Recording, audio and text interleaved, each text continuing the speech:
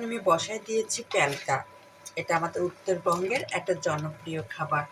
এতই জনপ্রিয় খাবার যে এটা যেই রান্না করে তার বাসায় অনেক মানুষ জোগাড় হয়ে যায় এবং ঘরে ঘরে প্যালকার বাটি চলে যায়। সেই প্যালকা আমি রান্না করতেছি বথুয়া আর নাপা শাক দিয়ে। এই বথুয়া অনেক দিন পরে আমি মানে বাজারে পেয়েছি।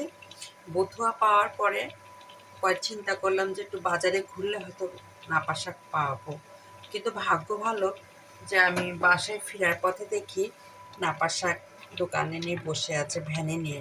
পরে আমি 2 আঁটি ভ্যানে নাপা শাক নিলাম আর বথুয়া দিয়ে আমি বাসায় এসে বেছে বেছে বসিয়ে দিলাম প্যালকা। এই প্যালকাতে আমি তেমন কিছু দিই নাই, শুধু দিয়েছি কাঁচামরিচ হালকা আর খাবার সোডা আর লবণ, আর কিচ্ছু নেই। এটাই হলো আমাদের প্যালকা এবং উত্তরবঙ্গের একটা জনপ্রিয় খাবার। এটা বেশ একটু সিদ্ধ হবে খুব নরমভাবে, তারপরে ঘুটুনি আছে এটাতে আমি ঘাঁটবো, তারপরে হয়ে যাবে প্যালকা। আর বথুয়া দিয়ে নাপা শাক মানে প্যালকাটা করলে খুব সুস্বাদু হয়। মানে এটা আমরা যার ঘরে রান্না করা হয় প্রতিটা বাচ্চা থেকে শুরু করে আমরা সবাই খুব পছন্দ করি। আর এর জন্যই প্যালকা আমাদের একটা জনপ্রিয় খাবার, বিশেষ করে গরম ভাতের সাথে। আর যদি থাকে আলু ভর্তা, আর সেই টেস্ট। আর সেইটা আমি এখন রান্না করছি প্যালকা বথুয়া দিয়ে নাপা শাক দিয়ে। এখনো হয়নি, বাকিটা আমি আপনাদের দেখাবো।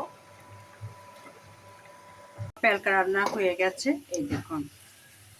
এটা খেতে খুব সুস্বাদু। এটা আমাদের দেশের একটা নামকরা তরকারি এবং এটা গরম ভাত দিয়ে খেতে, তার সঙ্গে আলু ভর্তা থাকে, শীতল থাকে, অনেক স্বাদ। বুঝছেন, এটা আমাদের দেশের একটা ঐতিহ্য খাবার প্যালকা। আর সেটা আমি আজকে রান্না করলাম।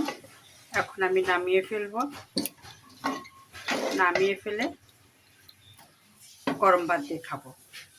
এই দেখুন কালারটা সেই সুন্দর হয়েছে। এখানে নাপা শাক আর বথুয়া এটা দিয়ে এটা তৈরি। এই যে